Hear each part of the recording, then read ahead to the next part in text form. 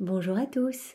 Nous pouvons prendre un moment, comme chaque matin, pour prier, aimer et honorer notre Maman du ciel. Nous allons le faire au nom de tous, dans la divine volonté de Jésus. Au nom du Père qui m'a créé, du Fils qui m'a sauvé et du Saint-Esprit qui me sanctifie. Amen. Jésus, comme avant chaque action, comme avant chaque prière, je me plonge en toi, je me plonge dans ta lumière, je me plonge dans ta divine volonté. Et je te demande, Jésus, de venir tout faire en moi. Aujourd'hui, viens tout faire en moi. Prends le lead de ma vie, je te fais confiance, je te donne tout, Jésus. Et viens particulièrement en ce moment, prier, parler et aimer ta maman à travers ma bouche. Que mes paroles puissent être comme un petit manteau d'amour, constitué de ton amour, Jésus, de tes paroles, de ta tendresse, de tes bénédictions, auxquelles je viens ajouter les miennes et que j'offre à Marie au nom de tous. Marie, vraiment merci d'avoir accepté d'être notre maman. Merci de nous aimer tant. Merci d'apparaître partout pour nous avertir des dangers, pour que nous nous convertissions. Voilà, que nous donnions notre vie à ton Fils Jésus. Merci d'être le trait d'union entre les hommes et le ciel. Merci Marie, au nom de tous, et merci Jésus de nous avoir donné ta maman comme maman. Merci à tous les deux au nom de tous. Et pardon, vraiment ce matin, je viens m'agenouiller au nom de toutes les générations. Et je viens m'excuser, vous demander pardon au nom de tous pour tous ces péchés, toutes ces offenses, tous ces mauvais comportements, toutes ces attitudes vraiment déplacées, toutes ces fois où nous ne vous avons pas reconnus comme vraiment importants dans nos vies, toutes ces fois où nous avons étouffé les bonnes inspirations, que nous avons préféré nous perdre vraiment dans les ténèbres du monde. Pardon Jésus, pardon Marie, au nom de tous. Et ce moment, je le prends comme chaque matin et je te l'offre Jésus, au nom des âmes du purgatoire, au nom des agonisants, au nom des pécheurs obstinés et au nom de toutes les âmes qui te sont consacrées. Reçois ce moment d'amour pour ta maman. Reçois-le, reçois ce moment comme si toutes ces âmes venaient se mettre à genoux devant toi et t'offraient ce moment. Vraiment qu'elles venaient te dire Jésus, mais on aime tellement ta maman, merci au nom de tous, merci. Donc reçois ce moment d'amour au nom de tous. Alors aujourd'hui, nous sommes le 17 juin et nous avons une parole de Saint Jean-Eudes qui nous dit ceci. Le cœur de Marie, qui ne fait qu'un avec le cœur de Jésus, est une vivante image de la tendresse de Dieu. Donc ce saint met le doigt sur le fait que le cœur de Marie, le cœur immaculé de Marie, ne fait qu'un avec le cœur sacré de Jésus, que leurs deux cœurs sont unis. Et on ne peut pas aimer le cœur sacré de Jésus sans aimer le cœur immaculé de Marie. Vraiment, ils ne font qu'un. Et c'est une vivante image de la tendresse de Dieu. Vraiment, c'est la tendresse de Dieu qui s'écoule pour chacun de nous à travers ces deux cœurs unis. La divine volonté du Père qui veut vraiment tous nous sauver, qui veut nous donner le meilleur, qui s'écoule à travers ces deux cœurs unis. Et alors, j'ai trouvé un petit passage dans les cahiers de Maria Valtorta, 1943. Jésus qui nous dit « En cela aussi, il parle à chacun de nous, je te propose Marie comme modèle.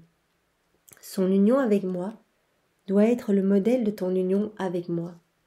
La vie de Marie, ma mère, fut entièrement eucharistique. Si eucharistique signifie communion, Marie vécut eucharistiquement pendant presque toute sa vie, en communion avec Jésus. Elle a tout vécu, elle a tout senti. Chacune des larmes de Jésus, elle l'a versée avec lui, même si on ne voyait pas Marie, par exemple pendant les prédications de Jésus ou lorsque Jésus guérissait des malades. Marie était là. Marie et Jésus ne sont qu'un maillon. Donc c'est-à-dire qu'elle ressentait tout dans son âme et elle pouvait vivre tout en même temps que Jésus. C'est vraiment la co-rédemptrice, notre mère, notre reine et notre maman chérie. Donc elle a vraiment vécu eucharistiquement pendant presque toute sa vie. Car j'étais en ma mère avant d'être au monde comme homme. Et je ne cessais point d'être en elle lorsque je ne fus plus de ce monde comme homme. nous ne sommes plus séparés. Du moment où l'obéissance fut sanctifiée jusqu'à la hauteur de Dieu, et où je devins chair dans son sein, si pur que les anges, en comparaison, le sont moins, si saint qu'aucun ciboire pour m'accueillir n'est-elle. Donc vraiment, sa maman est d'une pureté inimaginable, mais plus que tous les saints, que tous les anges, plus qu'aucun ciboire ne le sera jamais. Seulement dans le sein de Dieu, y a-t-il une sainteté plus parfaite que celle de Marie? Elle est après le Dieu unique en 3 personnes, la sainte des saints. Nous ne sommes jamais séparés. Elle aspirait à moi avec toute la force de son cœur virginal et immaculé, en attendant le Messie qui avait été promis, communion très pure de désir qui m'attirait des profondeurs du ciel, communion encore plus vive du moment de la bienheureuse Annonciation jusqu'à l'heure de ma mort sur la croix. Donc Marie a toujours été dans cette communion, même avant, même alors qu'elle ne savait pas qu'elle serait elle-même la mère du Sauveur. Elle priait avec tant de ferveur. Marie a déjà été purifiée en son germe. Nous le savons vraiment, dès la seconde 1 de sa conception, elle a été purifiée, elle a été remplie des puissances de grâce de la divine volonté. Et donc, avant même de savoir qu'elle allait être la mère du Sauveur, eh bien toutes ses prières étaient unies et en communion avec Jésus, et touchaient vraiment, ébranlaient le ciel et la terre. Nos esprits étaient toujours unis par l'amour, communion d'amour très intense et d'immenses douleurs pendant mon martyre et au jour de ma sépulture. Je vous invite vraiment à lire, dans les 24 heures de la Passion, toute la désolation de Marie et la mise au tombeau. Quand Marie reçoit Jésus dans ses bras et qu'elle va retirer chacune des épines de la tête de Jésus, qu'elle va embrasser chacune de ses plaies et qu'elle va mettre Jésus au tombeau. Mais l'immense douleur qu'on peut lire à travers les écrits de Luisa Picaretta. Communion eucharistique après la glorieuse résurrection et l'ascension, jusqu'à l'Assomption, qui fut l'éternelle union de la Mère et du Fils divin. Donc Jésus nous dit, et d'ailleurs nous avons pu le voir dans les méditations de Marie du mois de mai, que sa maman était là au moment de sa résurrection. Même avant, quand Jésus est allé dans les limbes pour libérer les âmes, Marie était là. Elle était là au moment de l'ascension de Jésus. Donc elle était à côté, elle a pu monter avec Jésus. Elle a pu vraiment se réjouir avec toutes les âmes des limbes de ce retour en gloire de Jésus au paradis. Elle était là à chaque instant. Donc leurs 2 cœurs n'ont jamais été séparés. Marie fut l'âme eucharistique parfaite. Elle savait retenir son Dieu par un amour ardent, une pureté super angélique, une adoration continue. Comment aurais-je pu me séparer de ce cœur qui vivait de moi? Je restais même après la consommation des espèces. Les paroles que je dis à ma maman pendant les 33 ans où je fus son fils sur la terre ne sont rien comparées aux entretiens que je, Eucharistie, eut avec elle, ciboire. Donc il dit que sa maman est vraiment le ciboire et lui l'Eucharistie, et que nous n'avons pas idée des échanges qu'ils ont pu avoir vraiment pendant les 33 années de la vie de Jésus sur la terre. Mais ces paroles-là sont trop divines et trop pures pour qu'esprit humain puisse les connaître et bouche humaine les répéter. Vous imaginez Saint Joseph au milieu de tant de pureté, de tant de lumière. Et nous pouvons vraiment prier Saint Joseph d'intercéder pour nous parce que il a vraiment été béni et rempli de la divine volonté. Il était constamment au milieu des 2 cœurs unis de Jésus et de Marie. Incroyable. Moi, j'ai commencé vraiment à prier Saint Joseph pour qu'il soit vraiment mon guide spirituel ici sur cette terre. Dans le temple de Jérusalem, seul le prêtre entrait dans le Saint des Saints, où se trouvait l'arche du Seigneur. Mais dans le temple de la Jérusalem céleste, paradis, moi seul, Dieu, j'entre et connais les secrets de l'arche très sainte qu'est ma maman, Marie. Tu es sainte Marie, toute puissante sur le cœur de Dieu. Ta prière est toujours écoutée avec bienveillance et exaucée car elle monte vers le Père avec tant de pureté, d'ardeur, et toujours pour le bien de toutes les âmes qu'il faut amener au Seigneur. Marie corédemptrice, Marie médiatrice de toutes les grâces, prie pour chacun de nous, pauvres pécheurs. Et nous avons encore une petite prière que j'avais trouvée. Vierge Marie, ce que Jésus désire, toi tu le désires aussi. Puisqu'ils sont vraiment dans la divine volonté, ils ont le même désir de sauver toutes les âmes. Ce qu'il demande, tu le lui accordes entièrement, immédiatement, sans restriction, sans hésitation, généreusement de tout ton cœur et de toute ton âme. Le Seigneur est avec toi, le Seigneur est en toi, et demeurera toujours en toi, car tu es et seras toujours uniquement à lui. Il t'a accompagné tout au long de ta vie terrestre, il t'a appelé à vivre avec lui en corps et en âme, dans sa gloire, pour l'éternité. Marie, vraiment, nous t'aimons et nous te reconnaissons comme la reine du ciel et de la terre, la reine bien du royaume de la divine volonté. Nous reconnaissons que ton cœur immaculé est uni au cœur sacré de Jésus et nous venons vraiment aimer ton cœur immaculé et nous venons te confier tout ce que nous sommes, nous venons nous consacrer à toi Marie chérie pour que voilà tu nous prennes par la main et que de ton cœur immaculé tu déverses toutes nos misères, tous nos péchés, tout ce qui n'est pas de Jésus dans le cœur de Jésus pour que tout puisse être nettoyé. Nous avons encore une parole de l'abbé Henri Carafel qui nous dit ceci. Mais il est quelqu'un qui, plus que tous, désire la beauté de votre amour. C'est la Vierge Marie, la mère du bel amour. Confiez-lui votre union, afin qu'elle le garde dans la merveilleuse pureté de son cœur.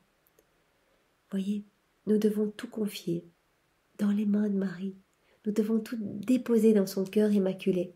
Et elle va tout garder dans la merveilleuse pureté de son cœur. Elle va aller tout nettoyer, tout apporter à Jésus. Vraiment, leurs deux cœurs sont unis. Donc vraiment, quand nous confions quelque chose dans les mains de Marie, nous savons qu'elle va s'en occuper. Quoi qu'il arrive, elle va aller trouver une solution avec Jésus. Nous pouvons lui faire confiance. Alors pour remercier Saint Jean Eudes et l'abbé Henri Carafel, nous pouvons refaire leur vie dans la divine volonté de Jésus.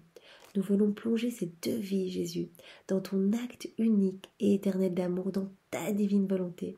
Nous venons plonger toutes leurs paroles, toutes leurs pensées, toutes leurs actions, tous leurs pas, tous leurs mouvements conscients et inconscients, tous leurs regards. Nous plongeons tout en toi, Jésus. Et nous refaisons ces vies, toutes belles, nous les divinisons dans ta divine volonté pour te les offrir, éternelles et divines, pour que tu puisses vraiment te réjouir et que le Père ait un surcroît de gloire. Nous pouvons demander aussi à ces deux saints d'intercéder pour chacun de nous, pour toutes les intentions qui sont sur cette chaîne, toutes nos misères, toutes les épreuves que nous n'arrivons pas à surmonter. Intercéder pour nous, vraiment intercéder pour chacun de nous. Et Marie, bien sûr, tout est entre tes mains. Nous t'avons tout confié. Tu connais exactement chacun de nous. Tu connais toutes les intentions qui ont été déposées. Tu connais la situation de chacun. Tu sais le meilleur pour chacun. Et vraiment, ce matin, nous te confions tout. Nous t'abandonnons tout. Nous t'aimons vraiment avec l'amour même de Jésus. Notre Père, qui es aux cieux, que ton nom soit sanctifié, que ton règne vienne, que ta divine volonté soit faite sur la terre comme au ciel. Donne-nous aujourd'hui notre pain de ce jour. Pardonne-nous nos offenses, comme nous pardonnons aussi à ceux qui nous ont offensés. Et ne nous laisse pas entrer en tentation, mais délivre-nous du mal. Amen. Marie, nous prions maintenant au nom de tous, vraiment pour toutes ces intentions que nous te confions ici, que nous avons déposées dans ton cœur immaculé, mais aussi toutes celles que nous ne t'avons pas données, mais tu sais le meilleur pour chacun. Vraiment tu sais et j'ai confiance en toi. Et nous te prions aussi pour toutes les âmes du purgatoire. Je te salue Marie, pleine de grâce, le Seigneur est avec toi. Tu es bénie entre toutes les femmes, et Jésus, ton enfant, est béni. Sainte Marie, Mère de Dieu, prie pour nous pauvres pécheurs, maintenant et à l'heure de notre mort. Amen. Je te salue Marie, pleine de grâce, Le Seigneur est avec toi. Tu es bénie entre toutes les femmes. Et Jésus, ton enfant, est béni.